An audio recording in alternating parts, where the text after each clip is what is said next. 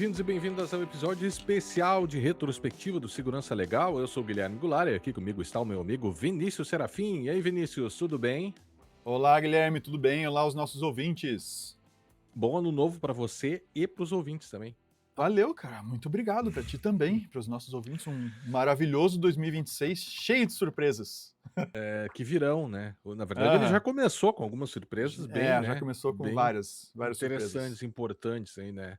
Bom, sempre lembrando, né, que para nós é fundamental a participação de todos, por meio de perguntas, críticas e sugestões de tema. Então, vocês já sabem, estamos à disposição pelo e-mail lá no podcast@segurançalegal.com, YouTube, onde você pode ver esta transmissão, se é que já não está vendo no YouTube, Mastodon, Blue Sky, Instagram e TikTok, eventualmente alguns cortes, né, dos episódios vão lá também para o TikTok e para o próprio YouTube. O YouTube tem priorizado muitas vezes aí os vídeos os shorts, que eles chamam, acho que é, né? Uhum, Então você shorts. também encontrará alguns shorts lá no nosso YouTube.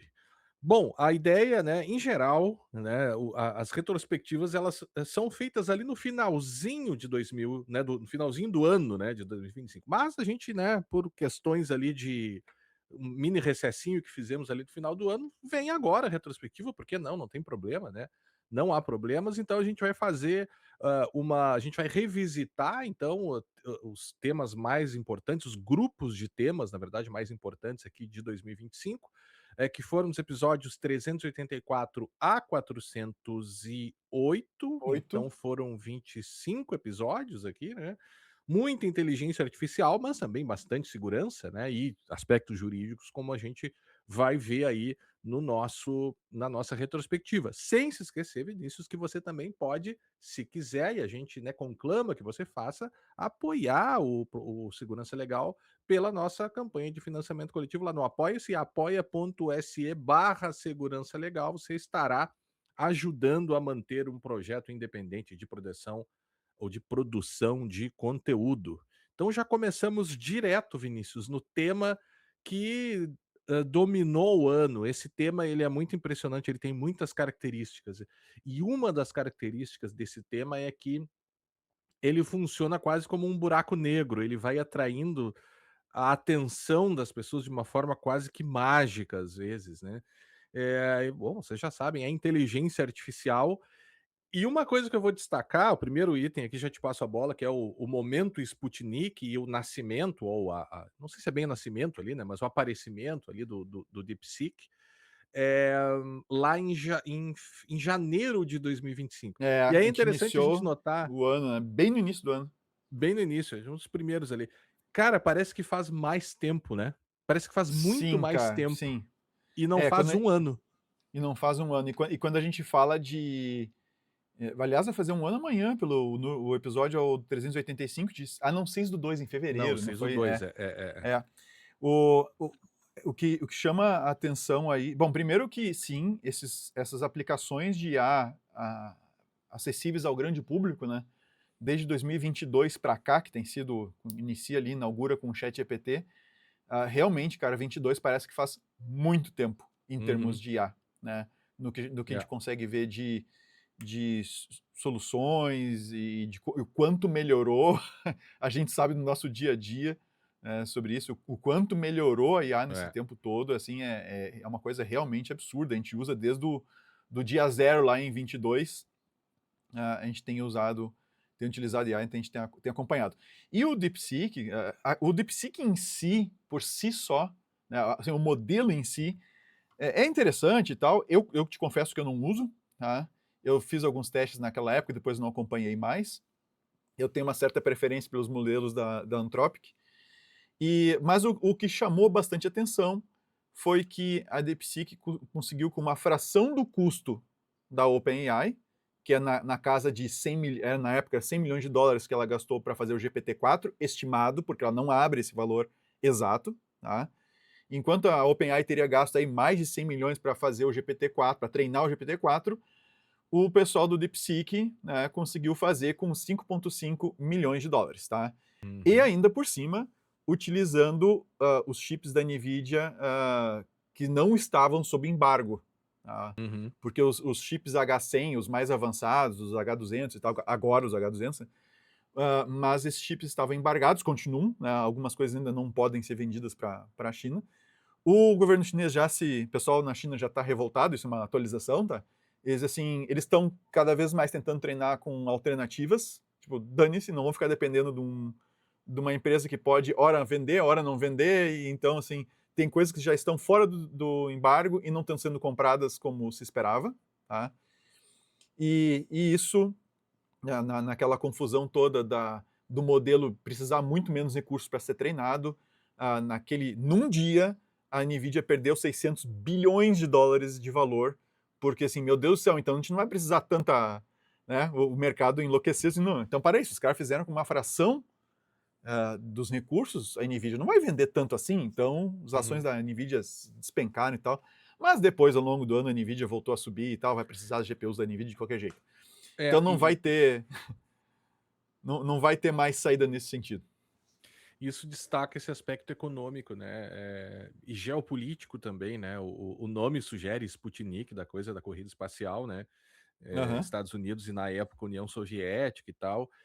E a gente está vendo hoje, né, uma reconfiguração política e geopolítica, e a IA está no cerne disso, né, com o governo Sim. Trump. E eu acho que a gente começou bem o ano ali, porque isso meio que ditou muito da geopolítica global, né? Não somente isso, agora a questão do petróleo, Venezuela e tal, mas a inteligência artificial, quer dizer, até isso, né? Porque se você for Até pensar em terras tecnologia de maneira raras, né? geral, né? É, a tecnologia de Mas maneira geral, né? o papel das terras raras para a produção de chips é um interesse dos Estados Unidos também, né? Sim, Então, sim, sim. essa corrida ela tá ficando cada vez mais estranha, né? Bom, depois, Vinícius, a gente segue com outras análises aqui envolvendo inteligência artificial. A gente falou sobre IA e pensamento crítico, que é um baita tema também, quando a gente começa a envolver educação, né?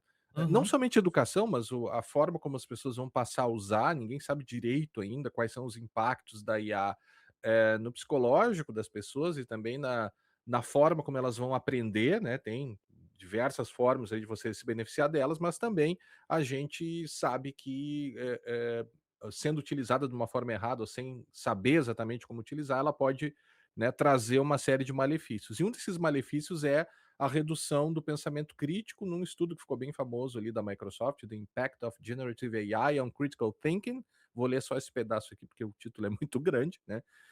E basicamente a gente falou sobre isso lá no episódio 387, ou seja, quanto mais tu usa, quanto mais tu confia, menos o teu pensamento crítico vai ser habilitado, e isso é crucial no âmbito da educação. E também a gente aprofundou um pouco isso lá no 406, Uhum. com estudos, né, um outro artigo, mas que falava sobre aquela ideia de atrofia cognitiva, ou seja, quanto mais o sujeito vai usando, mais É, ele vai perdendo certas capacidades, e essas capacidades elas ficam na ideia de dívida cognitiva acumulada, né?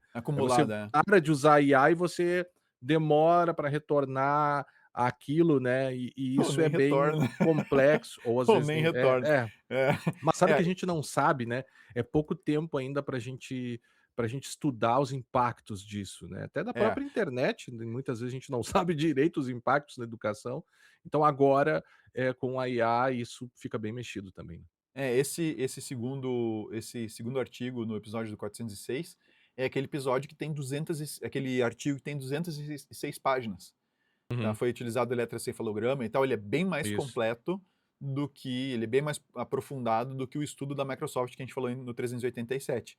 Mas Uhum, ambos chamam atenção para esse perigo, né? Esse perigo não, é que sim, toda tecnologia tem risco, né, Guilherme? uhum. Toda tecnologia tem. A gente começa a se acostumar com ela ali, a gente vai mudando o nosso comportamento, e aqui a gente está mudando, falando de mudança de comportamento cognitivo. Né? Uhum. Então, é um problema que a gente tem que estar ligado, principalmente com relação à educação de crianças, né? O processo de educação e tudo mais. É. E aí, fala, Guilherme.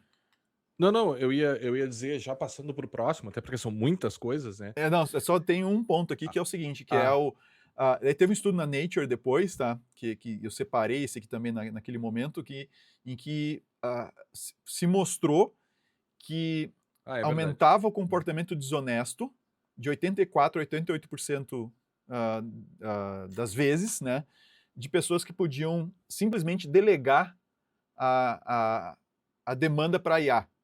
Então, assim, se eu puder delegar para IA, aumenta substancialmente, tá? Segundo esse artigo, foi publicado na Nature, o artigo é de 23, o estudo foi feito em 23, ele aumenta substancialmente a chance de alguém agir de forma desonesta, tá? Então, tá aí, Uhum.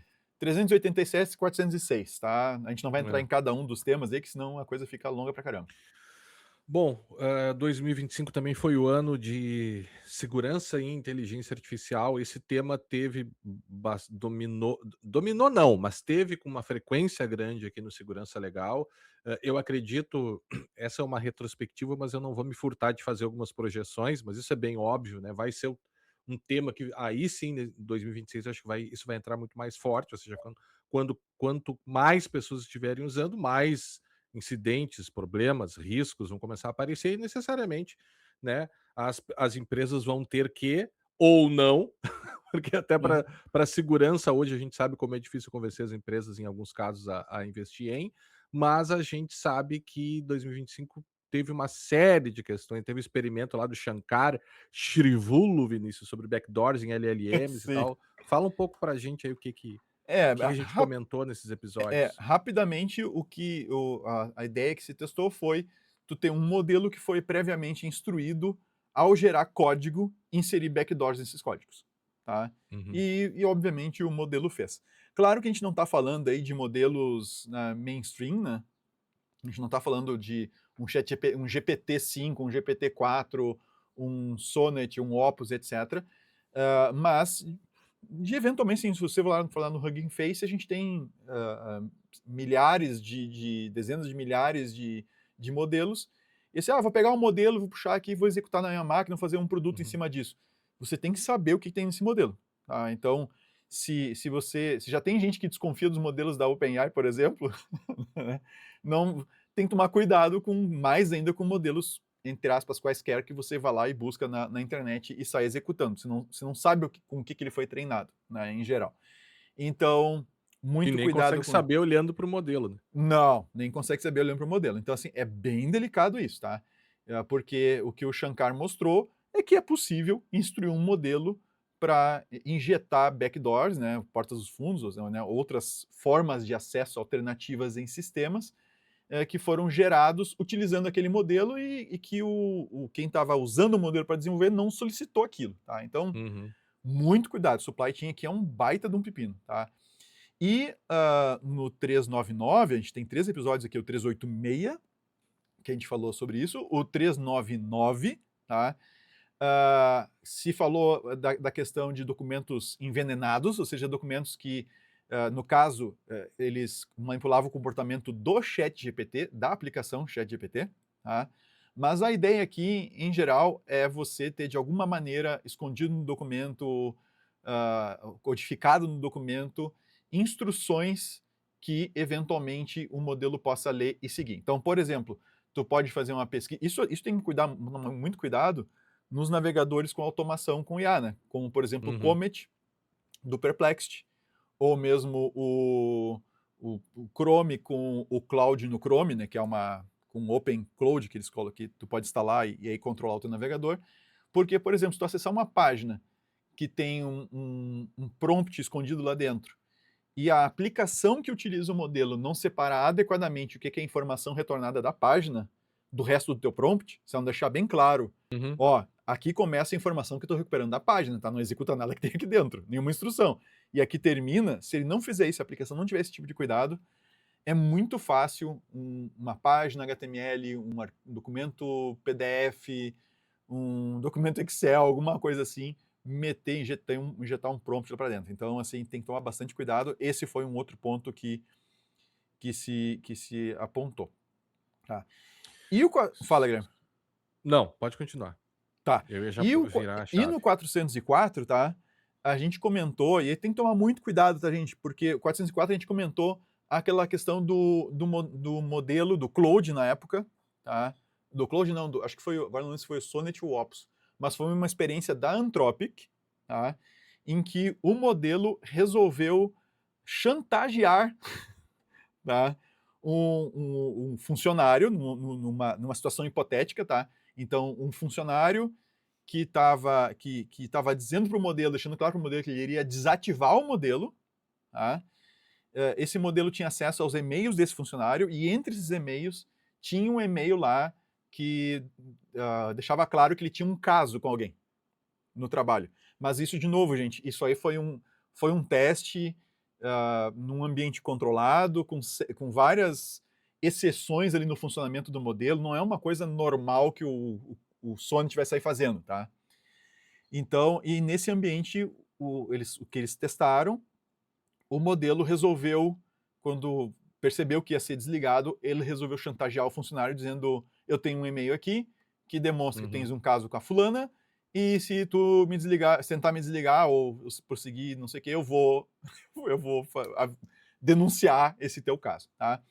A gente teve uma outra situação muito parecida ao longo desse ano, que virou manchete, que é IA, botaram a IA para cuidar de um negócio e o negócio quebrou, tá? Uhum. Isso é dentro da Anthropic, eles botaram aquelas máquinas, aquelas vending machine lá deles, tá?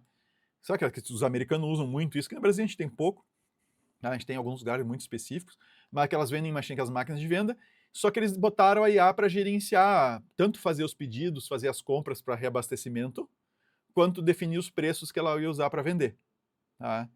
Então, assim, é uma experiência, o negócio errou tudo, fez um monte de bobagem, vendeu coisa por preço muito baixo, teve funcionário que conseguiu convencer a IA que ela entregasse de graça o produto. Então tem uma série de coisas aí que aconteceram, mas de novo, gente, não deram uma empresa de verdade para esse negócio gerenciar, tá? É Então tem que o tomar um pouco de cuidado com os headlines aí que a gente lê por aí. tem muita desinformação sobre conteúdo de IA, né, muito. Não É é que se tu só disser, desinformação. se tu disser IA botar uma IA para gerenciar uma empresa e olha o que aconteceu, sabe? Aí, cara, todo mundo Aham. vai ser clicando na porcaria, entende? É, Mas enfim. não é só a IA sendo usada para produzir desinformação, é muita desinformação sobre IA também, né. É sobre essa Uhum, questão da manipulação, esse é um dos riscos, né. Um dos riscos já mapeados para IA é o risco relacionado a manipulações cada vez mais, personalizadas e especializadas, né, ou seja, não é aquela com a internet hoje a gente já tem possibilidades de manipulação já bem antigas, e uhum, a própria ideia de publicidade, comportamental, o uso de dados pessoais, isso é bem conhecido. Já se usava inteligência artificial lá, né, só uhum, que o salto que se deu com os modelos atuais você tem, possibilidades de manipulação muito mais, super especializadas, né, e a gente já começa a notar quem usa nesses modelos que tem uma memória e que conseguem ver as uhum, respostas, né. Esses dias eu contei para ele lá, estava perguntando para ele sobre as configurações da minha máquina de fotografia, sabe. E uhum. aí agora tudo que eu pergunto: "Ah, você como um usuário de ma da máquina tal", sabe, fica enchendo o saco Sim, pedindo. sim. Cara, Entra na não memória. quero saber, perguntei só uma vez. Mas assim, uma coisa que ele faz, e a gente já conversou várias vezes sobre isso, né, e não sei se o nosso ouvinte, a nossa ouvinte já percebeu isso, são aqueles elogios meio gratuitos, às vezes muito bom, ótima pergunta, né. Ou Hum, seja, isso dá uma massageadinha no teu ego e a depender do tipo porque isso também é algo previsto, né, ou seja, a questão de elogiar, não elogiar, xingar, ou seja, são uhum, comportamentos ali, né. Então isso tá no cerne também da ideia de manipulação, que eu acredito que vai aumentar, sim, também me parece que é bem óbvio, né. Novas formas de manipulação muito imperceptíveis e mais, os riscos eles acabam ficando muito também personalizados, né, o que se tem se dito aí é que as pessoas vão começar a notar certos comportamentos e certos riscos que vão atingir eventualmente somente elas, ou somente uhum, um grupo de pessoas, ou somente uma área. As coisas acho que vão ficar muito mais diluídas, assim, vai ser difícil a gente falar em riscos muito mais genéricos, me parece, né. Seguindo nessa mesma linha de segurança, a gente teve também nos últimos episódios ali de 2025, aquela também um headline, se a gente for pensar, no primeiro ataque cibernético realizado pela IA, quase como e a gente comentou isso, né, como se a IA tivesse acordado um dia, uma IA tivesse acordado um Skynet, dia e dito Skynet. Skynet. vou invadir, né, Vou invadir uma não sei o um quê. ata É. 30 empresas, e a gente sabe que não foi bem assim, foi algo bem menos, mais simples, né, mas bastante elegante, né, que é o uso foi o Claude, né, Vinícius, que foi utilizado como O é, uma orquestração de o Cloud ataques, né. Code, né, que é uma ferramenta para desenvolvimento, em linha de comando, e o que um grupo, segundo a Anthropic, vinculado ao governo chinês, mais geopolítica, né, Uhum, um claro. grupo vinculado ao governo chinês usou o Cloud Code para automatizar o processo de busca de vulnerabilidades e exploração das vulnerabilidades.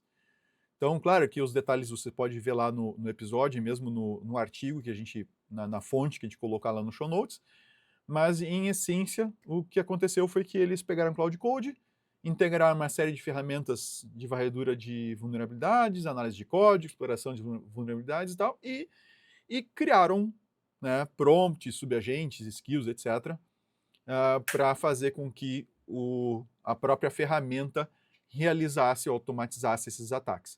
E com essa automatização, eles teriam invadido pelo menos 30 empresas que a Anthropic confirmou. A Anthropic, identificando esse uso, ela de imediato cancelou as contas, né, encerrou o acesso desse grupo, mas o que chama atenção aí não é que a IA em si não atacou ninguém, né? A IA serviu de ferramenta para um grupo e esse grupo sim atacou as 30 empresas, tá? Talvez seja o vibe hacking, né? A gente tem o vibe coding e o vibe hacking agora. E é Uhum. a tendência, como a gente sempre viu ao longo desses mais de 20 anos aí na área de segurança, né? A gente sempre comenta, quando surge um ataque, uma nova técnica de ataque, de início ela é difícil de ser aplicada por pessoas que não conhecem ou porque não têm um conhecimento mais profundo. Então, os tais script kids, já antigos script kids, né? Então, o cara não consegue usar aquilo para explorar nada porque ele não entende aquilo ali. Mas dali a um tempo sai uma ferramentinha que ele aponta, clica, a ferramenta ataca e explora o alvo. E a IA está dando agora um novo passo nesse sentido. São ferramentas que vão ser capazes de automatizar ainda mais esses ataques. E sim, pessoas com menos conhecimento vão conseguir atacar empresas, vão conseguir explorar vulnerabilidades, extrair dados e tudo mais. Então, nós temos um cenário meio complicado. Claro que, ao mesmo tempo, dá para usar IA para se defender, né? Mas só para Uhum. ficar bem claro que os atacantes vão avançar bastante também. A ideia de usar a IA para se defender também se refletiu ali no nosso episódio 403, né, orientações para uso empresarial. Foi um episódio mais, aberto, assim, né, aquela ideia de 10 orientações sobre o uso de IA no você chama Uhum. sempre chama bastante atenção, inclusive foi um dos episódios mais escutados durante o ano. É só Não botar o número adianta, 10. né, a internet ela fica muito vinculada a essa ideia de clique e tudo mais, a gente resiste e tal, mas enfim, às vezes, faz esse tipo de episódio, mas eu entendo que ele é bem útil, né. Fica lá, no episódio 460, inclusive a gente fala sobre a ideia a gente tinha antes o Shadow IT, né, o empregado que ficava usando uma série de ferramentas, enfim, que saíam fora né, dos modelos de compliance, né, das práticas de compliance internas, das práticas de segurança, né, eventualmente aplicadas. E agora a gente vê o Shadow AI, que é os funcionários, né, utilizando ferramentas de IA que não são homologadas ou que estão fora lá dos controles de segurança que eventualmente a empresa aplica, né? Então, a gente fala sobre isso, fala sobre a questão de políticas, fala sobre dados de treinamento, quando for o caso da própria empresa treinar um modelo, ou partir de um modelo já pré-treinado e treinar depois, questões éticas, relação com proteção de dados hoje se estuda muito IA, né? Eu digo no âmbito acadêmico, né? O pessoal do direito que antes estava direito e tecnologia, né? Que antes estudava só LGPD, agora só IA, tudo é IA, IA o tempo todo aquela coisa do buraco negro, né? Mas não dá para esquecer da proteção de dados, porque tem, eh pelo menos no Brasil, é o que nós temos. Né? O que nós temos de mais próximo ali de regular IA é pela via da proteção de dados pessoais, claro, também a ECA digital, agora que a gente falar um pouquinho depois, né, mas fica a indicação aqui do episódio 403, né, e também rapidamente ali no episódio 390 a gente falou sobre a relação entre IA também e LGPD, que foi feito um estudo da FGV Direito Rio, que analisou as políticas de conformidade, as políticas, né, ou melhor, a conformidade das políticas dos principais serviços de IA, ChatGPT, Gemini, Claude, Grok e DeepSeek, e basicamente nenhum deles cumpriu todos os requisitos É, básicos, lá, sendo o lá a gente está DeepSeek falando de 25, né? Início de abril de 25 25. ali, abril 25. Então, pode ser que tenha É. mudado esse cenário, mas a gente comentou isso aí. E mais uma vez, Deep ficou em último lugar, eram 14 pontos, marcou, pontuou somente em 5, e mais uma vez, isso também envolve indiretamente soberania digital, né? Nós Uhum. acabamos, nós ficamos, nós nos tornamos, né, não somente da IA, mas de outras tecnologias também, meros usuários, né?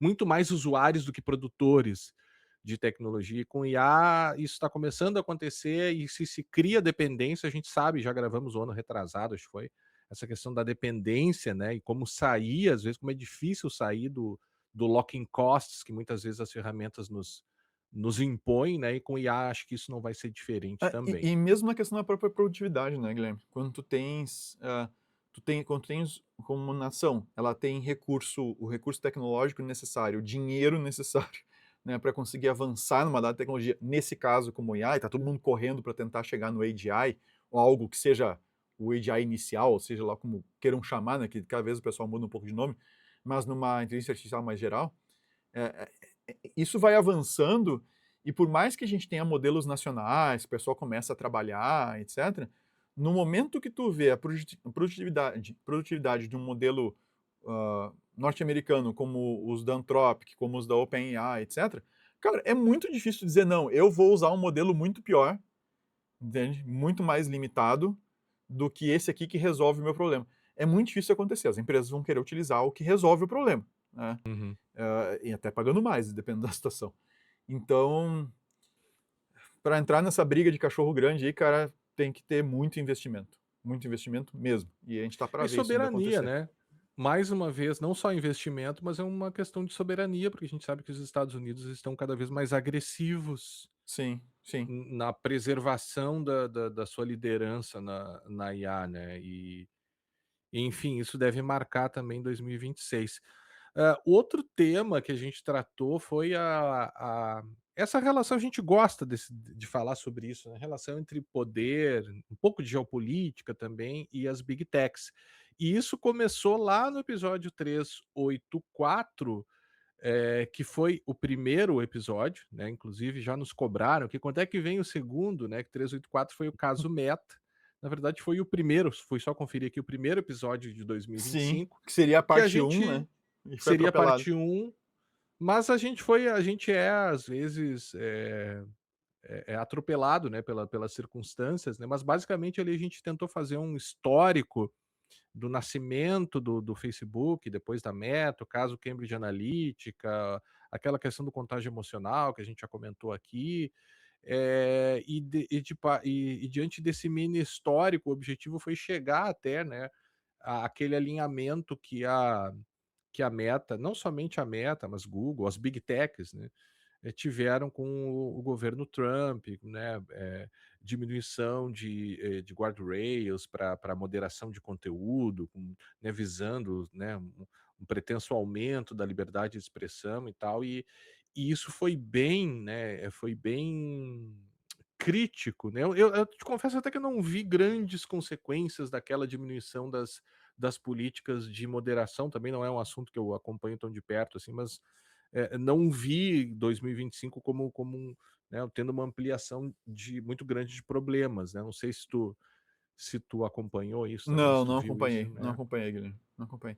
E adiante ali, no 390, se, mos- se mostra o caso de que essas big techs, elas não estão muito preocupadas com princípios, né? Uhum. Por exemplo, o Elon Musk reclamava, que não sei, de algumas coisas, né? De Aham. algo, de algumas reclamava de algumas cobranças de regulações, não sei o quê, mas quando chegou na China ele não teve problema nenhum, de ceder lá as demandas do governo chinês. E o Zuckerberg não foi diferente. O Zuckerberg, a gente Uhum, citou isso no 390, né, ele ofereceu dados cidadãos americanos para a China, em troca da entrada no mercado chinês, uhum. tá. Então assim, nós estamos preocupados com todo mundo. Na verdade, a gente está preocupado com o nosso mercado, né? E acho que é muito problemático tu ter empresas decidindo os rumos dos países, inclusive rumos políticos e tudo mais, dado ao alcance que eles têm e a capacidade que eles têm. Mas isso é um problema para uma outra, para um outro episódio, Vamos tratar né? disso em 2026, né. Ah, sem dúvida nenhuma.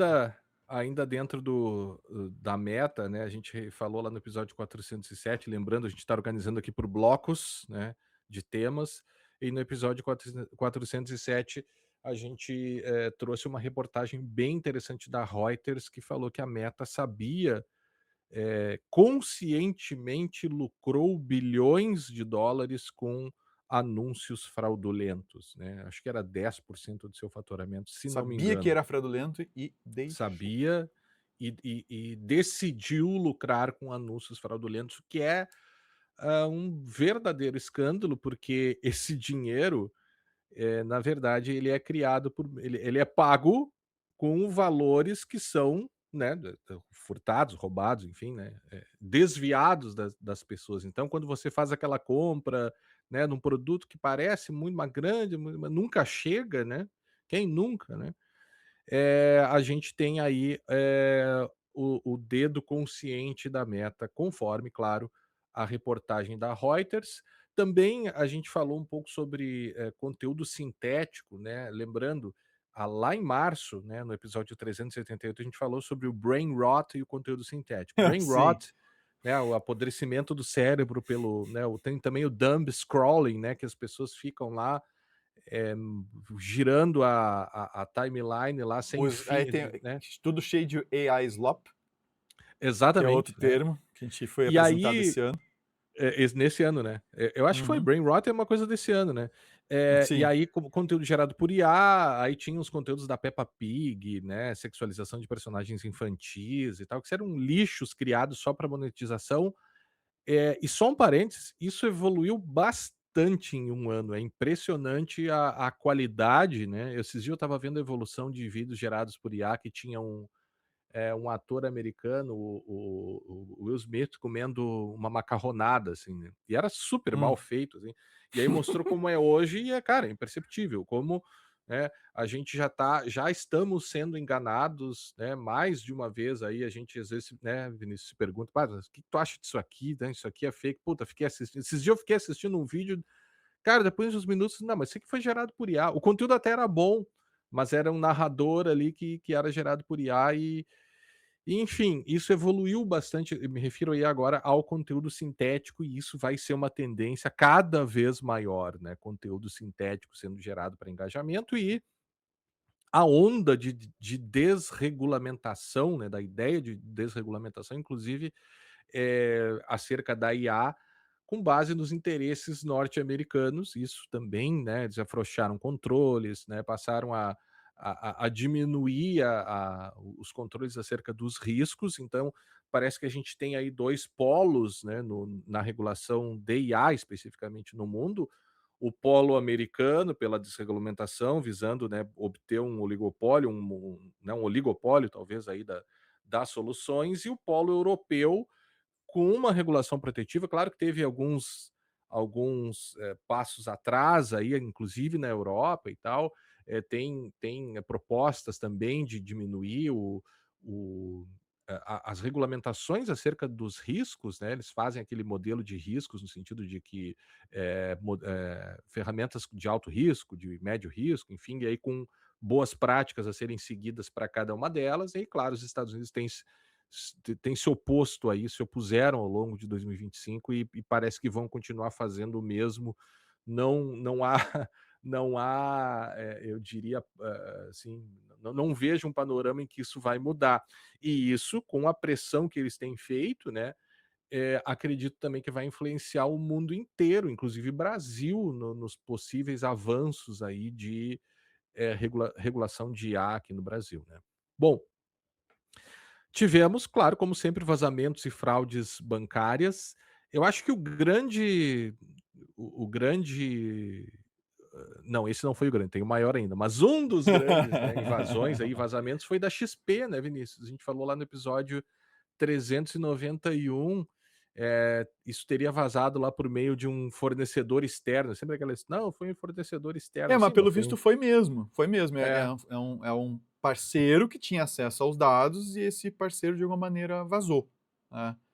E como eles tinham acesso a dados cadastrais, saldo, posição de investimento, limite de crédito, nome do assessor, né, tudo vazou por meio de um fornecedor externo. Então, às vezes não, a gente tem as empresas têm os seus próprios dados para o seu uso próprio, né, direto, uhum, mas cada vez mais a gente tem integrações. E essas integrações envolvem tu consumir dados de outras empresas, mas ao mesmo tempo tu entregar dados, certos dados para essas mesmas empresas com as quais tu está integrando. E a partir daí, no momento que tu transfere os dados, e os dados chegam lá no teu fornecedor, no teu parceiro de negócio, né? O que esse teu parceiro faz lá impacta diretamente agora a cópia dos dados que são teus, que pertencem aos teus clientes, sobre os quais tu é uhum. responsável, e aí, né, se perde ainda mais o controle com relação a que tipo que tipo de cuidados, que tipo de mecanismo de segurança efetivamente tu tens sendo utilizados ali e tudo mais. Então é bem Uhum. delicado. E o maior O maior, ataque o maior foi o da CIM, né? A uhum, gente teve a situação da CIM que o pessoal conseguiu, os criminosos contrataram, né, aliciaram um funcionário. E esse funcionário, a gente não sabe exatamente os detalhes, mas o que se sabe, tudo aponta para. Esse funcionário começou então a coletar informações, executar comandos na máquina dele, comandos que eram dados pelos criminosos, entregar aos criminosos os resultados dos comandos e, de alguma maneira, franquear acesso à rede da empresa. E essa e dentro dessa rede dessa empresa, eles tinham acesso ao sistema que interagia, tá, com o sistema de Pix, tá, das contas calção, aquelas coisas todas. E aí esses caras conseguiram fazer transferências multimilionárias, chegando à casa dos bilhões, para casas de corretagem lá de criptomoedas e cripto, né, é. de cripto e compraram cripto e transferiram a cripto. Teve algumas operações que foi possível ser canceladas, outras foram de fato executadas e já era. E aí, o que nos chamou a atenção até um pouco depois de quando aconteceu esse episódio, à medida que foram surgindo mais informações ali, aqui ainda muito fragmentado, aparentemente esse cara estava na mesma rede do resto dos sistemas lá da empresa, e isso teria possibilitado fazer o acesso. O que interessa nesse caso todo é que a gente acabou tendo novas regras do Bacen, né, Guilherme? Em razão Uhum, é, desse incidente, né? muitas, né, inclusive uma nova resolução, agora de dezembro de 2025, eu não vou dar spoiler, mas vamos falar aí em Sobre ela. 2026, né, sobre essa atualização da política, ou seja, quem lida aí né, com em instituições financeiras, bancos, enfim, vai precisar atualizar suas políticas de segurança, já antecipo, né, Uhum. porque, uma série de novas regras foram impostas, esse é uma das consequências, né. E a gente também teve ainda sobre vazamento, o reconhecimento pelo STJ, né, eu acho que foi uma das decisões, claro, atrás da inconstitucionalidade do artigo 19 do Marco Civil, essa foi uma das decisões mais importantes, que reconheceu, né, que no caso de vazamentos, ou seja, quando um vazamento habilita uma fraude bancária, né, e Uhum. é importante destacar, né, porque eu posso ter uma fraude bancária em que não há um vazamento de dados bancários e o criminoso ele simplesmente vai tentando lá e acha um correntista do Banco do Brasil, né, aquelas ligações que você recebe, né, o cara nem tem conta do Banco do Brasil, ou você pode ter vazamentos que habilitam a fraude bancária, ou seja, o sujeito sabe, nesse caso aqui era isso, o sujeito sabia o valor do financiamento, o número de parcelas, né, aquela coisa toda. Eu até dei um curso para os magistrados aqui da Júris do Rio Grande do Sul, a gente conversou um pouco sobre isso. Tem que ter um certo cuidado com a prova, né. Ah, teve um vazamento ele sabia qual era o saldo do financiamento. Tem que ter um certo cuidado, porque ele pode saber o saldo do financiamento, por exemplo, invadindo o e-mail do próprio correntista, né. Então tem, Pode acontecer. né, não, aquela informação não está exclusivamente no banco. Mas enfim, esse é um outro problema. E aí reconheceu que há 2 danos autônomos, um patrimonial e um extrapatrimonial, ou seja, a presunção de danos morais nos casos, que há o vazamento habilitado, a fraude habilitado pelo vazamento, quando esse vazamento se dá pelo banco, né. Uhum.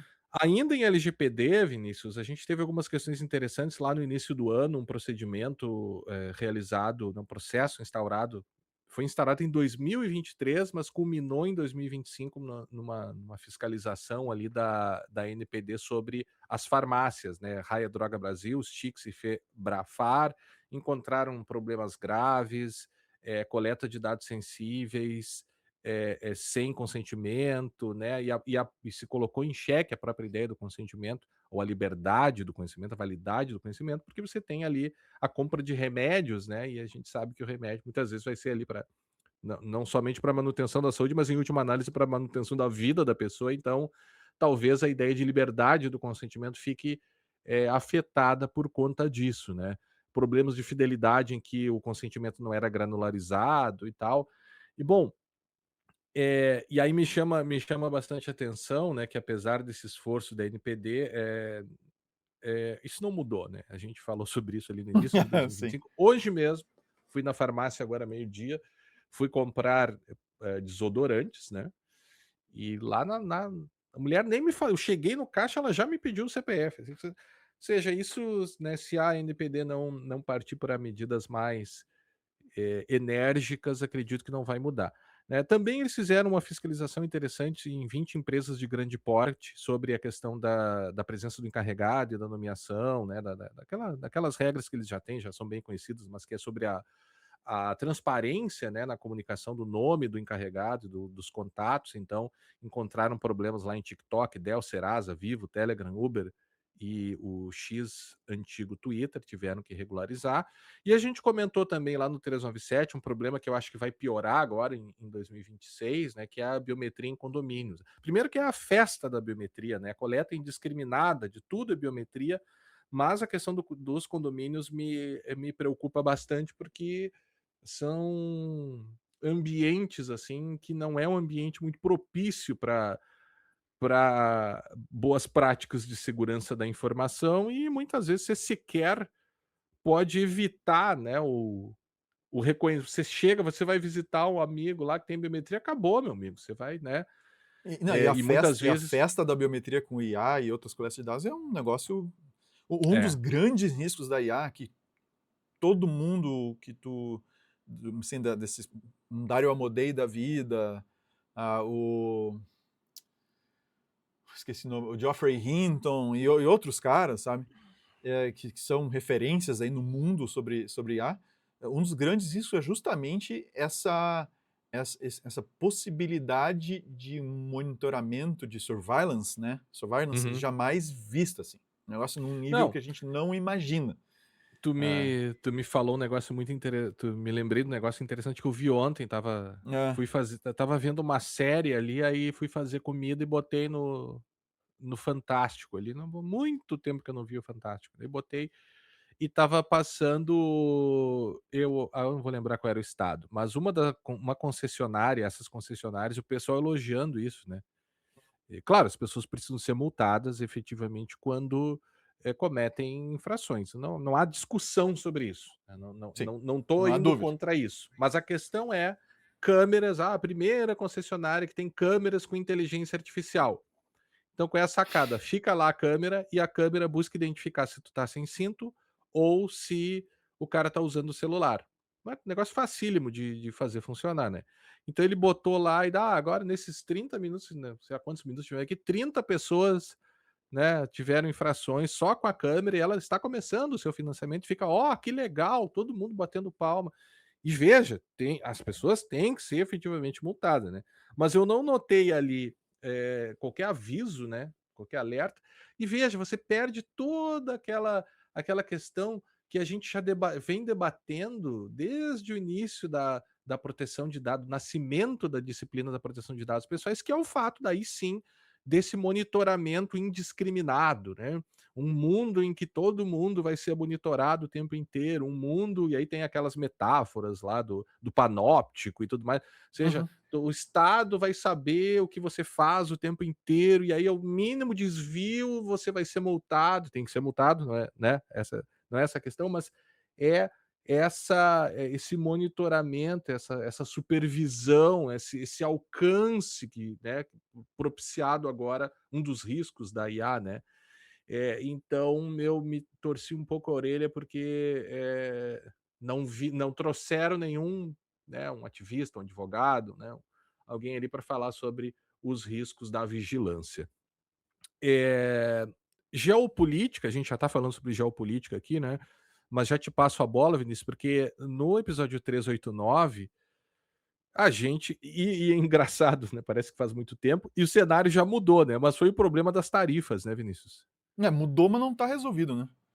Não, não está Ah, resolvido, é, mas mudou se bastante, já mudou, não é mudou, mais o que mudou era, né. bastante, sim.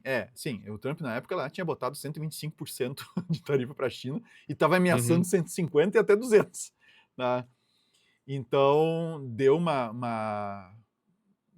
um problema bem sério ali. A gente comentou da tentativa do Trump e ele continua insistindo nisso. Eu não estou dizendo que ele está errado, tá? Acho que o Brasil hum, deveria fazer a mesma coisa. O Trump está preocupado em produzir chips, né, semicondutores estratégicos, né, uhum, dentro dos Estados Unidos para não depender da produção feita em outros países. Então, hoje, a gente comentou o caso da TSMC, que fica em Taiwan, né, que tem aquela tecnologia ASML holandesa, que faz que é o esquema para te poder fazer os chips com a densidade, né, com a tecnologia que precisa para te conseguir o nível de integração que precisa, que é necessário. Então a receita está em Taiwan e os minerais estão na China. Né? E a uhum. China, para dar nos dedos dos Estados Unidos, né, para dar o troco, e disse: então nós vamos parar de exportar, vamos começar a controlar a exportação de terras raras. E o que mais chamou a atenção foi entre essas terras raras, as que são necessárias para fazer aqueles ímãs que são muito fortes, né? Uhum. O Pra neodímio, bombas, aquelas. né, É para tudo, é para caças é necessário, para fabricar aviões, tu precisa disso, para fabricar os carros, tu precisa disso para tudo, tá? Tem toda hora, uhum, tem em todo canto tem um ímã desses tem um neodímio em algum canto aí. Então, a China começou a controlar isso, e então isso acabou virando uma moeda para o Brasil na negociação, que o Brasil tem terras raras, mas não explora adequadamente ou no nível que poderia estar explorando. Então, o Brasil está no meio ali, vamos ver o que vai acontecer, né? Porque a gente tem, por um lado, não sei se tens acompanhado, mas por um lado tem a China querendo implementar, querendo fazer linhas ferroviárias, fez aquele porto gigante lá no Peru, né? Então eles têm uma ideia bem interessante de cruzar a América do Sul com um trem, né? Ligando aquele porto, acho que se eu não estou enganado, é o Porto de Santos aqui no Brasil. Então imagina, tu cruza o continente sem passar pelo Canal do Panamá, né? Ah, então, e ao mesmo tempo, né, nessas últimas questões que a gente teve aí, políticas mesmo, o Trump se aproxima, o Trump e o Lula se aproximam e tal, e começam a discutir terras raras, e naquela simulacro de doutrina Monroe, né, uhum. de olhar de novo, ou seja, os Estados Unidos quer recuperar a influência sobre a América Latina e a América do Sul, né? E estaria aí nesse planejamento não deixar a China, tipo, a China já levou o 5G, né? Uhum. A China levar agora a infraestrutura, por exemplo, de transporte. Mas enfim, vamos ver o que vai acontecer. Eu acho que nós deveríamos ter uma fábrica da TSMC também aqui, tá? Eu Uhum. acho que nós precisaríamos disso, tá? Hoje, a gente, os serviços de nuvem, não é difícil a gente olhar para os lados aí e ver quais são os principais serviços de nuvem no mundo e utilizados, inclusive no Brasil, são serviços de nuvem estrangeiros, tá? Ah, tem alternativa nacional? Tem, mas vamos lá, né? É difícil de tu comparar, a não ser em casos muito específicos. Então, é um problema que a gente tem. A gente vai ter que lidar com isso, não tem jeito. Então, guerra comercial, É, tarifas atingiu em cheio a tecnologia. e as próprias sanções, né? Uma das Ah, preocupações que a Guilherme, gente diga. não, só complementar uma coisa. Algo que a gente está sentindo agora, né? Já estava sendo anunciado, a gente está sentindo agora. As memórias, Memória. né? É. Memória. Esses dias eu estava olhando 32 GB DDR5 custando R$ 3.200. Uhum. Então a gente tem uma demanda, a gente está com uma demanda muito grande sobre chips de memória, e isso está para IA e para data centers, para servidores, etc. E isso está sugando a capacidade de produção dessas Produção. memórias no mundo, e aí o resultado está ficando cada vez mais caro comprar memória. Isso, né, você vai montar o seu PC, de- se não montou, monta logo, porque vai aumentar ainda mais, porque já aumentou. É. E pelo que tudo indica, não vai ser resolvido isso em 2026 ainda, porque as plantas, né, elas precisam se preparar para aumentar a produção, e é mais aquele efeito buraco negro, né, aquele efeito, predatório da própria IA, né. E aí você tem aspectos também de, ambientais, mas também agora econômicos. Só para destacar a questão do neodímio, Vinícius, ímãs de Ah, neodímio, né, entre outras coisas, fones de ouvido, celulares, sim, ressonância magnética, tratamento de água para desincrustação de minerais e esses imãzinhos que a gente tem em casa de sim, fechamento eu de tenho aqui. caixa, pastas, materiais Sim, gráficos, isso também é feito de sei. terras raras. Eu tenho alguns aqui na É, minha volta, tô guardando já para investimento. exato, no futuro, quando o É, mundo deixar de quando existir, a faltar. gente vai ficar recolhendo esses lixos eletrônicos para É, vender depois, né, que nem o joguinho é aquele tipo lá do uns jogos aí que tem por aí, é. que a gente faz esse tipo de coisa. E ainda só para fechar essa parte de guerra comercial e tarifas, a gente também, aventou antes, de Estados Unidos e Brasil amenizarem a crise, os possíveis efeitos de sanções americanas, lembrando que serviços de nuvem, e outros serviços gerais, né, de tecnologia, Uhum, enquanto americanos, poderiam passar por algum tipo de, embargo, talvez, né, e aham, até se chegou a se discutir quando do caso da Magnitsky, que caiu também, do Alexandre de Moraes e da esposa, chegou-se a ventilar na época lá, não, mas vão interromper o uso do e-mail da Microsoft para o STF, então nossa, já coloca pensou? mais uma vez, né, o país Sim. numa situação de dependência muito delicada, né? A gente lembrou e lembra sobre o papel que o software livre teve no Brasil, né, por muitos e muitos anos, e aí ali pelo governo Temer é que se entra de cabeça nesses serviços americanos. É uma questão de soberania no final das contas e como, né, segurança, serviços e tal, também entram um pouco no âmbito da geopolítica, né. É. Vinícius, eu vou pular direto ali, é bastante coisa, tá, gente, mas assim, ó, a gente tá fazendo uma curadoria enquanto vai gravando. O que que foi o Signal Gate, hein? Cara, Signal Gate, o que aconteceu foi que, ah,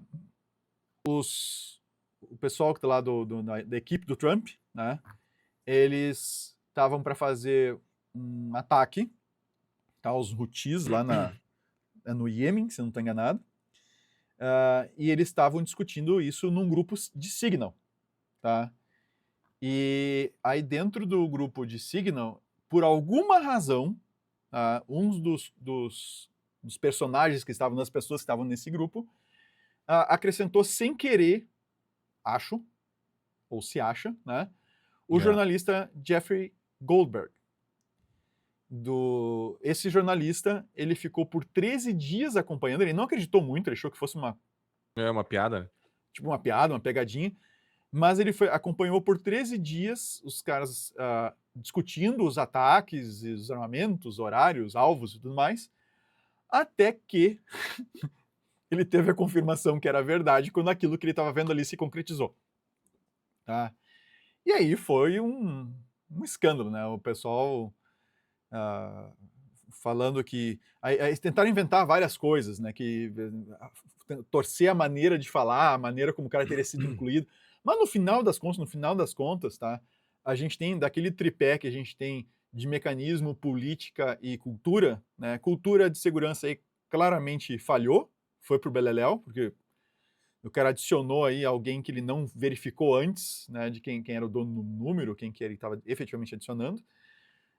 Política a gente não sabe, mas a gente imagina que o governo americano tem uma política muito clara sobre em quais canais eles podem discutir esse tipo de assunto. Uhum. Então, provavelmente a cultura aí levou uma violação da política, creio que seja isso, tá? Não duvido que eles não tenham uma política de segurança que defina exatamente quais são os meios permitidos, né? E mecanismo aí não teve muita efetividade, né? Porque os caras estavam discutindo assuntos confidenciais, violando a política e ninguém fez nada. Não aconteceu nada, É. ninguém detectou nada, ninguém descobriu nada, até que o próprio jornalista vem a público e denuncia o que aconteceu. Então foi um caso aí de falha total de segurança. Só lembrando que no último caso agora do ataque dos Estados Unidos à Venezuela, eu vi uma notícia hoje de que alguns jornalistas teriam descoberto o ataque e decidiram ficar em silêncio, não comentar nada, ao contrário do que aconteceu no Signal Gate, né. É. Vinícius, a gente pulou uma aqui que é o da crise do CVE, né, ou seja, antes ainda ali da questão da É, geopolítica, né. essa é interessante que essa aí atinge diretamente segurança, né. Uhum.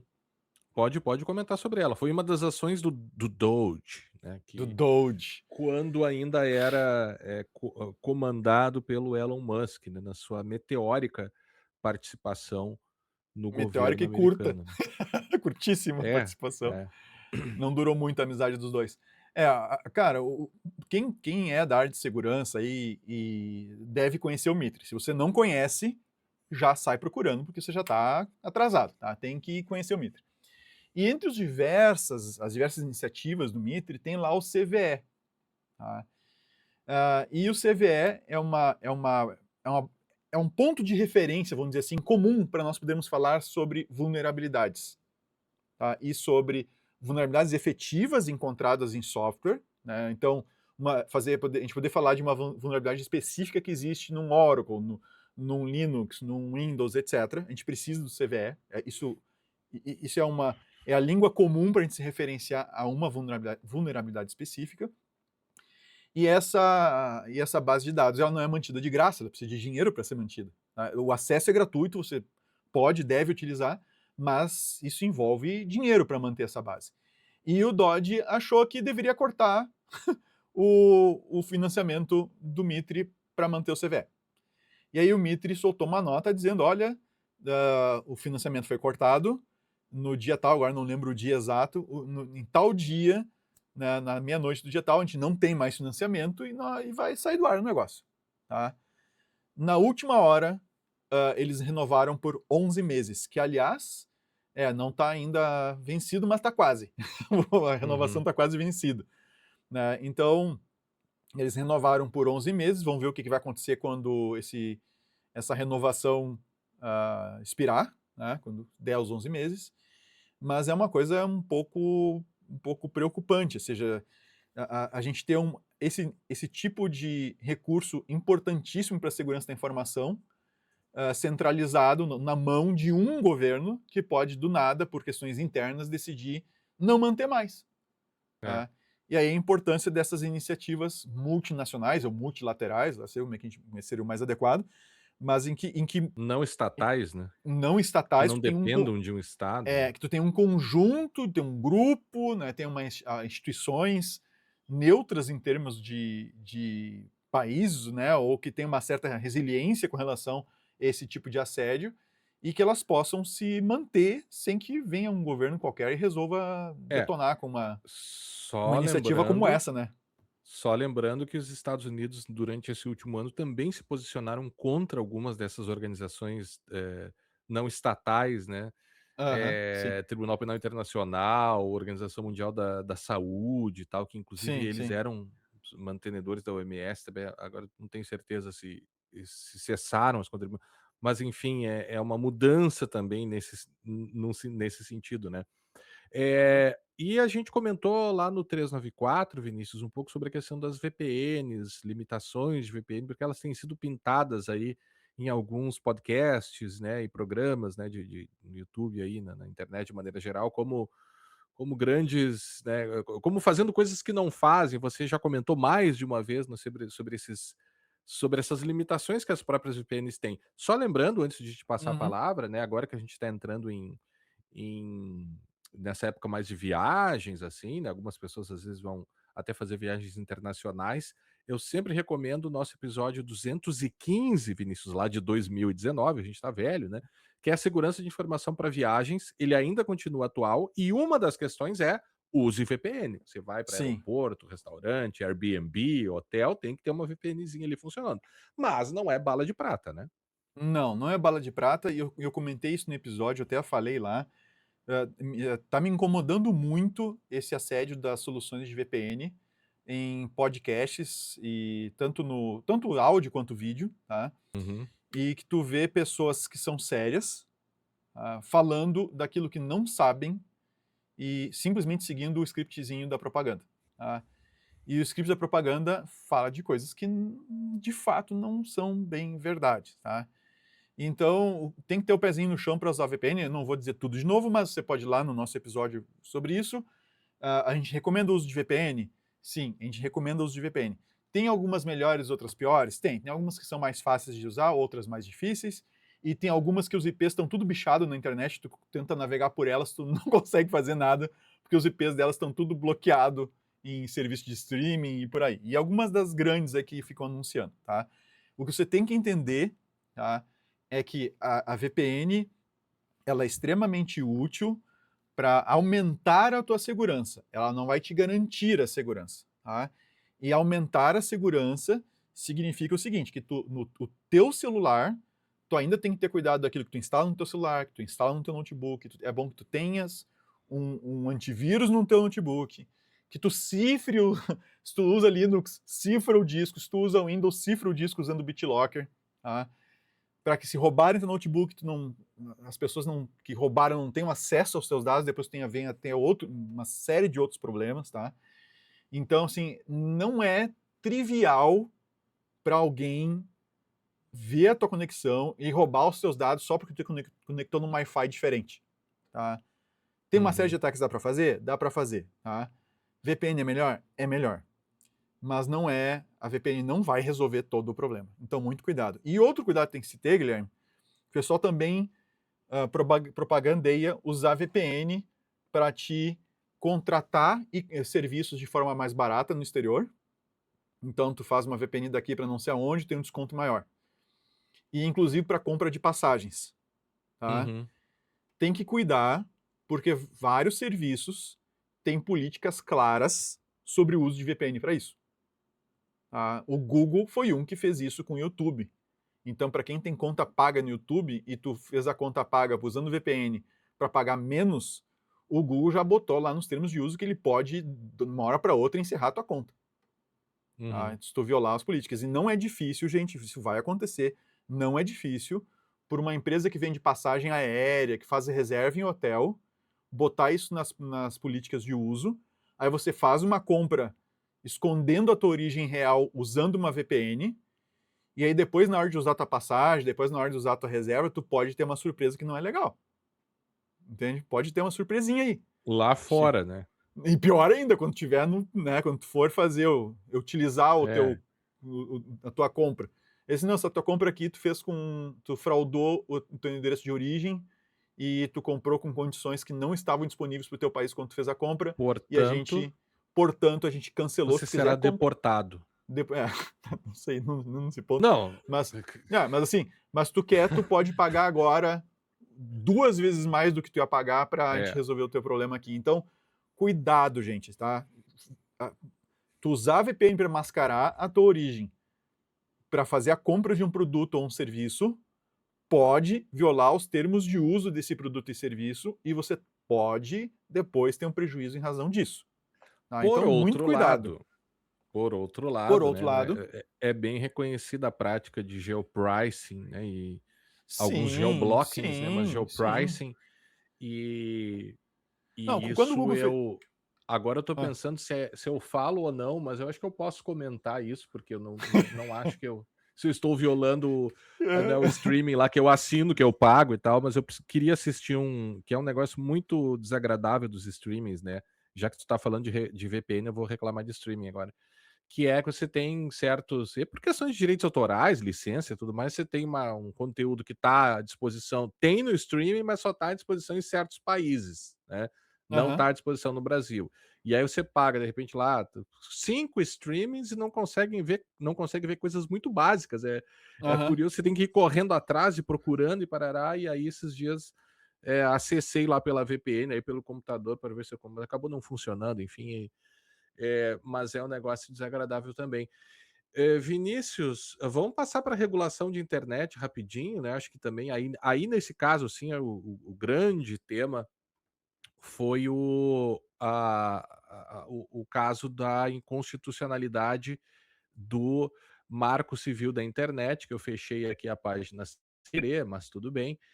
E esse reconhecimento se deu lá, a gente gravou em junho, né, e falamos sobre isso ao longo do ano também, e é a inconstitucionalidade do artigo 19, que é aquela história de você precisar de ordem judicial, ou não para retirada de certos conteúdos do ar, né? É o Uhum, tema 987 do STF e 533 também, de repercussão geral. Eh, e aí o que se decidiu foi o reconhecimento ali de uma inconstitucionalidade parcial e progressiva, no sentido de que a partir de agora, em certos casos, vai ser possível realizar a retirada de conteúdos, somente pelo chamado Notice and Takedown, seguindo a regra do artigo 21, né. Então, quais casos são esses? Aí seria o rol taxativo lá de condutas e atos antidemocráticos, induzimento, instigação ao suicídio, terrorismo, discriminação em razão de raça, cor, etnia, religião, inclusive condutas homofóbicas, crimes praticados contra a mulher e por aí vai, né? Fica lá, é possível ler também. Então, essa acho que foi a grande decisão do ano, mas assim, com uma certa. Teve a decisão, se discutiu muito, saiu lá o acórdão completo com mil e poucas páginas, né? Ninguém vai ler mil e poucas páginas, vão usar IA para né, para sumarizar isso de alguma forma, enfim, né? Pornografia infantil, claro, isso já era no sentido aí pela via do ECA e tal. E aí vem a questão do ECA digital, esse foi também um tema bastante importante, você que nos escuta ao longo desses quantos anos? 15 anos, eu acho, Vinícius, já que a gente está gravando, é Ah, 12 cara, para 20, 12, para vinte e 14 seis anos. Você vai notar um corte aí, você deve ter notado já um corte, porque o Vinícius, sem querer, Suspendeu a máquina. suspendeu a máquina sem querer, mas estamos de volta, e ele fez o cálculo e deu nesses 14 anos que estamos gravando, então, Sim. o Segurança Legal, nós falamos muito sobre Ah, a proteção da criança na internet, tem diversos episódios sobre isso, é um tema que é muito caro pra gente. E aí veio esse ano de uma forma muito estranha, né, que foi um vídeo feito pelo influenciador Felca e tal, ainda até não conheci o cara, né, na verdade não conheço a grande maioria desses influenciadores, né, pode ser um sinal também da idade, uhum. enfim. Mas enfim, o cara fez lá um vídeo, teve milhões de visualizações, e aí o Brasil, ele cada vez, não sei se só o Brasil, né, mas ele é muito receptivo, né, é uma coisa saindo fantástico, tem um vídeo de milhares de visualizações e tal, e aí o Congresso se mexe. Mas enfim, eu achei surpreendente, né, que já era um projeto de lei que estava tramitando lá e que foi muito rapidamente aprovado, né, ficou conhecido como ECA digital. O pessoal fala em lei FELCA, eu prefiro ECA digital. Nada contra o cara lá, enfim, né? Mas acho que ECA digital, que é o nome, Estatuto Digital da Criança e do Adolescente, na lei 15.211. Já tem pessoas escrevendo, né, estudando, né, esse agora a lei, antes projeto, mas Agora a lei entra em vigor 6 meses depois da publicação, né, setembro, outubro, novembro, dezembro, janeiro, fevereiro, março agora de 2026, né. E também isso então falamos lá no episódio 400. E também o judiciário, né, ampliou, nesse ano o uso de IA. Quem acompanha a jurisprudência, quem lê a jurisprudência, consegue perceber uma certa tendência, assim, de sumarizações muito parecidas, né, mas é aquela coisa, nós temos muitos juízes, muitos servidores, muitas pessoas usando IA de formas diferentes. O CNJ aprovou uma regulamentação, né, inclusive com vedações de reconhecimento de emoções, ranqueamento social, soluções que impeçam revisão humana, mas ainda me parece que há uma certa falta de transparência, porque o juiz não é obrigado a informar o uso da IA, qual modelo usou, para que usou, qual prompt usou, né? E isso também coloca em xeque até um próprio. E claro, em processos mais complexos, processos penais, por exemplo, tem aquela ideia de paridade de armas, né? Eu acho que deveria haver processos muito mais transparentes, assim, para que o Ministério Público, o É, juiz é, informassem o uso, sabe? é, Creio eu, né? esse negócio, embora eu não seja da área do direito, né, ah, esse negócio da paridade de armas que tu já me falou mais de uma vez, já comentou comigo e tal, essa talvez seja uma parte que me preocupa bastante, tá? Porque conforme a grana que tu tens, tu consegue investir mais em IA, Uhum, em, modelos melhores, em mais tempo de modelos melhores. E mais tempo não, mais tokens de modelos melhores. No final das contas é a quantidade de token que vai determinar custo, tá? Então, ah, conforme tu consegue investir mais em IA, e isso só vai, mas a IA ainda é ruim para jurisprudência, aquelas coisas que a gente já sabe, né? uhum. Mas assim, eu gosto muito do que o Ethan Mollick coloca no livro dele, Cointeligência. A IA põe na tua cabeça que a IA que tu tá usando hoje é a pior que tu vai usar daqui para frente. Tá? Ou Uhum. seja, ela só vai melhorar e muito. E a gente tem aí a prova disso em 4 anos, né? 22 para 26. Né? Sem contar 26, 3 anos. Né? Novembro. Foi novembro Uhum. de 22, novembro de 25 a gente fechou 3 anos aí. Então, ela já melhorou muito. E ela vai melhorar mais ainda e mais rápido.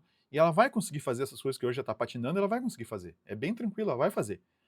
A questão é, sem essa transparência que tu colocas, Guilherme, sem saber o que foi utilizado, o que foi pedido, o que o juiz orientou a IA, porque no final das Claro. contas ele vai estar orientando a IA para chegar num dado. ah, eu acho que nós vamos ter seríssimos problemas, tá? Uhum. Em que não só a capacidade dos profissionais envolvidos vai estar envolvida, é claro que tu tens profissionais, né, advogados com uma certa capacidade, tem outros advogados com Claro. mais capacidade, maior especialização, etc. Que Maior, né, entraria na própria questão do mais, dinheiro que você colocou antes, né? exato, já tem isso, né? Só que nós vamos ter ainda uma outra, que é a questão da IA que eu posso pagar. Uhum. Então, e que já é um problema, inclusive, para na educação, para os estudantes do nível de É. graduação e do ensino médio. Porque uma coisa é tu usar uma IA que não é paga, ok, tu tem um modelo lá, etc., mas tu tem uma série de limitações, de tempo de uso, de não sei o que, etc., do modelo que tu pode usar. Outra coisa é tu dar para um outro aluno esse outro modelo, né, um outro modelo melhor, com mais tempo, etc., e poder usar mais. Nós vamos ter, É. inclusive, disparidade nisso aí, mas, enfim, né, é Mas, ao mais mesmo um pouco de tempo, disparidade. é, mais um po a tecnologia ela aquela ideia de que eu vou resolver todos os problemas, o solucionismo, né, que eu vou Aham, resolver todos os problemas, com a tecnologia, né, e na verdade a tecnologia não só claro que ela resolve problemas, mas ela amplifica outros, né. E a desigualdade, toda essa questão que nós já conhecemos da educação no Brasil, a IA vai continuar, ampliando isso, né. Se você for, pensar que a a forma como a gente usa IA envolve muito você saber o que pedir para ela e ter aham. competências linguísticas, eu diria, quem tem competências linguísticas mais avançadas vai se sair melhor, porque vai conseguir dizer melhor e explicar Desmembrar o melhor o que problema, precisa. organizar o Exato. problema. É. Então isso vai afetar pessoas. Mas assim, a gente estava falando sobre IA no judiciário, teve uma apelação civil aqui, Vinícius, Hum, aqui do Rio Grande do Sul, de, dezembro agora de 2025, né, no sentido de que, reconheceu a nulidade de uma sentença, ou seja, né, a apelação é um recurso, né, o sujeito, né, perde a ação para quem não é do direito, né, ele apela, ele, né, a juíza entra com recurso. E nesse recurso se reconheceu a nulidade da sentença, porque, vou ler aqui, né, porque são robustos os indícios de uso indistinto de ferramentas de inteligência artificial para fundamentar a decisão. Não que isso hum, não seja possível. Aí diz aqui o TJ já tem uma ferramenta e parará, parará, mas a sentença é nula porque não foi elaborada com base no processo. Além disso, os precedentes jurisprudenciais citados não existem ou não conferem com o texto oficial da ementa disponível no site do TJ. Então, pela falta de fundamentação jurídica, né? Inclusive é um direito que você tem a fundamentação, né, porque você só vai conseguir recorrer se ela for bem fundamentada, aqueles direitos relacionados ao processo civil, né, instrumentais. Então, nem tudo está perdido, mas notem quantas outras, sentenças que eventualmente isso pode ter acontecido e as partes não se deram conta, justamente pela falta de transparência. Então, falamos sobre isso ali, durante o ano também, e, temos mais 2 blocos aqui, mas aí a gente tem as práticas de segurança, né, Vinícius. Uma uhum. delas bastante importante aqui foi o lançamento do top 10 do ASP Top 10 para LLMs, né, a gente falou sobre ele também em novembro, né, Vinícius? Uhum. Um pouco sobre ele em novembro, né, não fizemos um episódio ainda inteiro sobre ele, mas acho que 2026 podemos fazer isso, né. É, sem dúvida nenhuma, a gente já incluiu esse checklist nos nossos pentests, a gente já começou a avaliar esse top 10, né? Inclusive quando ele começou a ser as primeiras versões e tudo mais, a gente já começou a se ligar nele e a gente já incluiu. Agora estou fazendo um jabá da Brown Pipe, tá? A Brown Pipe faz Não, pentests mas é né, de aplicações web, aplicações mobile e infraestrutura. Então, a gente já está usando, entre as diversas outras checklists, a gente já está usando esta checklist também. Né? é. Esse top 10 aí como um checklist. E foi muito importante. Ele vai ter que sofrer alterações, vai ter que ser atualizado, ainda mais nesse cenário de LLM com uma mudança tão rápida. Né? Então, Uhum, imagino eu que ele vai sofrer alterações mais rápido do que o nosso clássico ESP, o top 10, que a uhum. gente saiu acho que o último foi de 21, e agora nós estamos com um 25. O É. ASP Top 10 saiu do 20 do WSTG lá.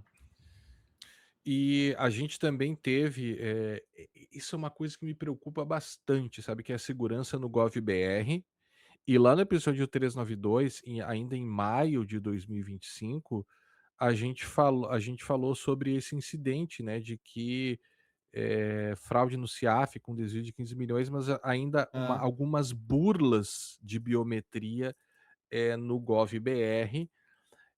E vejam, todo mundo aqui que nos ouve, sei lá, conhece o GovBR, usa o GovBR, sabe das possibilidades que você pode, né, assinar documentos, fazer procurações, vender veículos e tantas outras coisas ali, né? São 4.500 serviços que são, habilitados pela via do ou autenticados pela via do GovBR. Falou-se muito pouco sobre isso, me parece que por motivos óbvios, né? O governo não tem interesse em publicamente ficar ventilando as vulnerabilidades de um sistema e que se põe uma confiança nele muito que grande. muito grande, que se mostrou, claro que também por outro lado não existe sistema perfeito e tudo mais, né, mas assim, uma fraude cometida pela invasão do GovBR pode impossibilitar a defesa do usuário, né. Então isso eu acho que foi um dos temas bem delicados de 2025, mais uma vez acho que se falou pouco sobre ele, né. Eu não sei se Sem você quer dúvida. comentar Não, eu acho que isso aí, eu acho que infelizmente isso entra um pouco na esteira daqueles debates que foram legítimos, que foram estragados ao longo dos anos, hein? é. Né? A gente acho que a gente pode legitimamente, com real interesse, de boa fé, né, discutir a segurança desses sistemas que o governo utiliza e tal. A gente já deixou muito clara a nossa posição em vários momentos aqui no podcast, né, Guilherme? A gente já gravou mais de Uhum. uma vez. E, assim, cara, isso aqui é um tipo de situação que a gente teria que ter mais abertura, porque esse tipo de problema aqui afeta potencialmente assim, toda a população, né, em termos potenciais, né, e de formas que são muito chatas depois de tu resolver o problema criado, a partir Uhum. da exploração de uma coisa assim. É. São 163 milhões de usuários, né? É, Inclusive, eu tenho uma amiga minha lá da faculdade, professora, né? Ela estava me contando que não vou falar o nome dela agora pelo detalhe, mas enfim, ela estava contando: "Ah, precisei fazer um acesso ao Gov.br para fazer uma coisa da aposentadoria da minha avó", e aí ela era muito por ela ser uma senhora idosa, assim, não tinha a é, biometria dela cadastrada, e ela disse que foi um absurdo, assim, né. Então até isso, né, essas fraudes do INSS poderiam que também houve nesse ano, né, poderiam ser habilitados por isso. Mais uma a gente já falou sobre novas regras do Banco Central depois, né, esse era um dos temas também, a gente falou no episódio 401, mas 2026 vamos voltar a falar sobre isso também, até porque tivemos, regras novas, publicadas em dezembro. Mas uma questão que eu achei bem interessante foi a atualização da NR01, quem é do direito do trabalho e RH e tal, uhum, conhece bem, que é a questão dos riscos psicossociais, né, ou seja, as empresas vão precisar começar agora a fazer essa essa gestão dos riscos psicossociais, né. Inclusive ela foi até era para entrar em vigor em maio de 25, foi adiado para maio de 26, né, essa atualização da portaria 765. Mas o que chama atenção é que no âmbito de segurança da informação, a gente sabe que é um âmbito de grande estresse, né, de intenso estresse né, a gente já viveu isso, conviveu com pessoas que viveram isso e eventualmente até acompanha isso também, né, tenta na medida do possível na nossa empresa, fazer um ambiente que seja o mais propício e mais adequado para as pessoas que trabalham conosco e também para a gente, né, Vinícius? É uma questão da nossa, enfim, inclusive quando a gente fundou a Brown Pipe, esse era um dos, né, dos valores que a gente faz gostaria de parte do defender. nosso ethos, que o pessoal gosta de falar, né. É, mas assim, por que que isso é importante? Por que a gente está falando sobre isso aqui, a gente falou lá no 390, é que, isso vai influenciar também a forma como, os gestores lidam com segurança da informação, porque isso vai começar a ser mapeado agora também. Então é um aspecto psicológico da segurança que por força dessa atualização da NR, vai precisar ser endereçado. Por último, Vinícius Serafim, nós temos aqui Sim, a Guilherme ques Goulart. se a questão do analfabetismo funcional, Do INAF e a lá, né. relação com a vulnerabilidade digital do INAF, né, e também sobre como a gente vai lidar com IA. Esse é um tema que não somente a gente fala aqui no Segurança Legal, mas nas nossas conversas, né, Vinícius, quando a gente está ali Sim, conversando, enfim, é uma coisa que sempre volta, na verdade, e eu acho que a grande questão é como é que a gente vai, habilitar as pessoas em um cenário de Brasil aí, né, que a 65% da população, estaria em níveis limitados ali de alfabetização. Como é que a gente vai, entregar a IA ou fazer com que essas pessoas usem IA de forma produtiva? Porque vão usar, não adianta, não tem mais como voltar atrás, é uma luta assim, né, é, enfim. Mas, esse foi um problema que a gente falou lá no episódio 393, né, Vinícius? sim. É, Guilherme, assim, eu nem digo uma luta de voltar atrás, eu não tenho intenção de voltar atrás no no uso da IA. O que me preocupa é que a a IA afeta as pessoas de várias formas, né.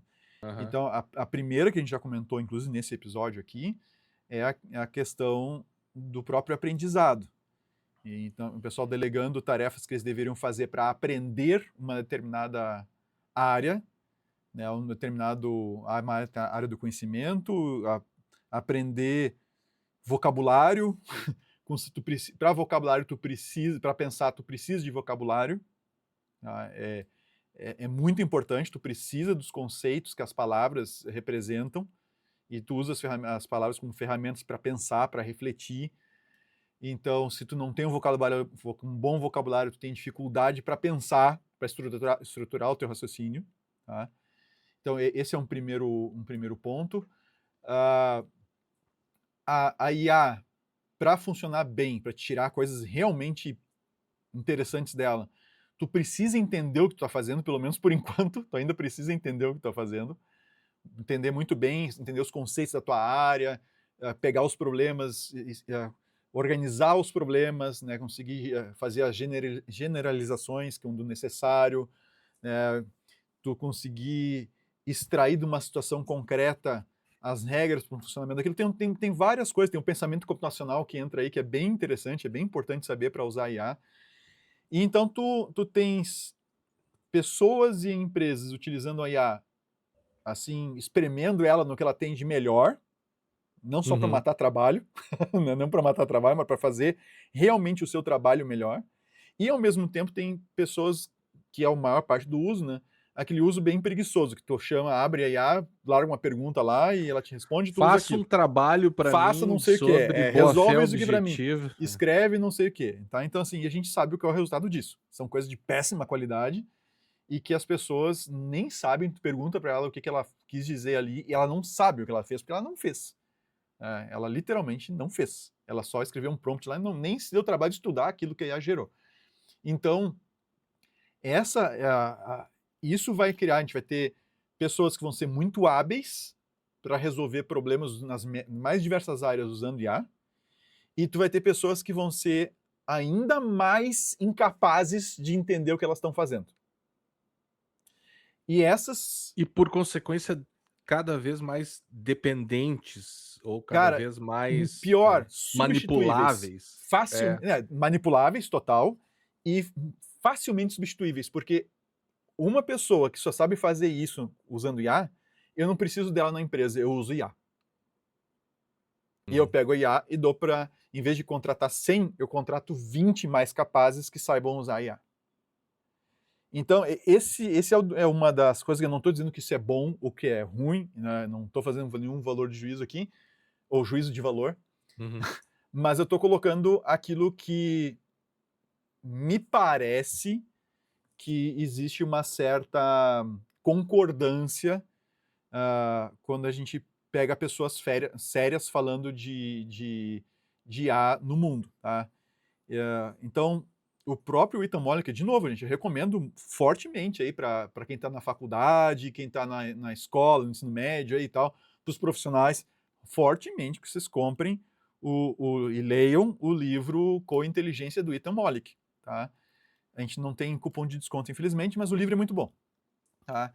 E então, assim, esse é o problema que eu vejo, tá, Guilherme? É aí que tá. Nós Uhum. vamos ter uma galera aí que vai ficar passada nesse negócio de IA, porque ela não vai desenvolver direito as habilidades que ela precisa para atuar numa dada área, ela não vai desenvolver direito sequer a questão de organizar o raciocínio para problemas gerais, independente de uma área específica, e essa turma vai ser muito facilmente substituída pela IA que a gente tem E hoje. não vai e não vai aprender, né, porque assim, Não, é para que tu você precisa. você tem áreas que são mais ou menos afetadas pela IA e as áreas são afetadas de formas muito diferentes, né, a gente Sim. conversava dia desses sobre IA e contabilidade, né, que é um tema achei fascinante, né, as possibilidades aí envolvidas, eh, mas ao mesmo tempo você tem lá o dentista, né.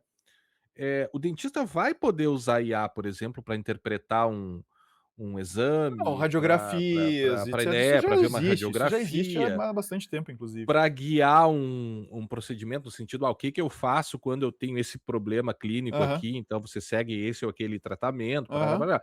Mas em última análise, você ainda vai estar botando a mão e abrindo o corpo humano, mexendo no corpo Ah, humano.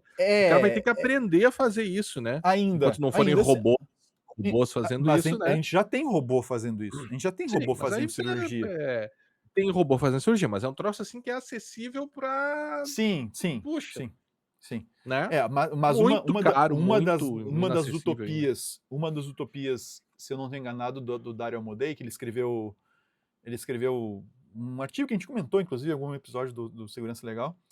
Uma das coisas que ele coloca é que a saúde, né? A gente está numa situação cada vez pior, né?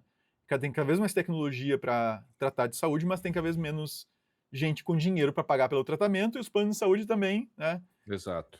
Tem a hora que eles são meio sacanas e tem a hora que é meio complicado. Né? Tu cobra um valor X e aparece um tratamento que custa não sei quanto e tu tem que cobrir e tu te quebra também. Então, assim, É, a gente tem é um uma seguro, série né? de. É um seguro. É um seguro, né? Então a gente tem. E Ah, esse seguro vai ficar tá cada vez mais caro. Cada vez mais caro. Então, uma das coisas que pode acontecer com a automação, com a IA e tudo mais, é justamente tu conseguir dar mais acesso à saúde por um valor menor, então acesso ao dia para a mais gente por um valor menor e, portanto, mais acessível, né? mas E não vai acontecer, né? vamos ver o que vai acontecer. Assim, é uma Porque utopia, entende? Eu não estou dizendo que não vai acontecer, estou dizendo que é uma, cara, é uma coisa interessante, é algo bom se vier a acontecer, entende? Então, é aquilo que o Paulo Renat sempre fala, eu sempre gosto. Aliás, um abraço para o Paulo Renat. pro doutor É o Paulo Renan, foi esse ano, doutor né? Paulo Renat. Foi esse ano, né? Foi Foi esse esse ano. ano a defesa, Mais né? uma para mais um ponto interessante para retrospectiva. A Paulo defesa Renat dele foi agora é esse ano. doutor. É. E ele diz, é simples, mas é fascinante assim. Quais os problemas que a IA vai resolver? Aham. O judiciário está resolvendo problemas de IA, né? Pô, você tem um monte de gente presa que não deveria estar mais presa, né? Com, né, aquela história que a gente já conhece dos problemas do sistema carcerário brasileiro, né? Nós não estamos usando para isso, por exemplo. Estamos usando para Uhum. facilitar a vida do juiz. E veja, eu acho que tem que facilitar a vida do juiz mesmo. Ele tem que usar, não, né? Mas a questão é quais os problemas que eu estarei resolvendo, né? Que nós estaremos resolvendo, né? Poxa, eu posso usar IA para verificar e para avaliar a eu diria, integridade de informações, Uhum. né? Eu estou usando a IA pelo contrário, estou usando a IA para produzir, né? Agora com a Venezuela, vi um vídeo ontem, depois fui descobrir que era falso, a pessoa estava comemorando e tal. Eu sei que tem pessoas comemorando, enfim, não é nem esse o ponto, mas assim, era muito convincente o vídeo e era feito por IA, a pessoa teve que desmentir porque publicaram achando que era verdadeiro. Então, é bem essa coisa de que quais os problemas que a gente vai resolver. E para fechar, tudo isso envolve uma questão de vulnerabilidade, né? É uma questão de vulnerabilidade digital. Ou seja, quanto mais analfabetismo funcional, mais vulneráveis ficarão as pessoas. Gente, já estamos aqui em quase 1h40, então com isso nós nos despedimos de vocês, né? Agradecendo mais uma vez a sua companhia e a sua audiência em 2025, esperando que em 2026 estejam todos aqui conosco e nos encontraremos agora no próximo episódio do podcast Segurança Legal. Até a próxima! Até a próxima.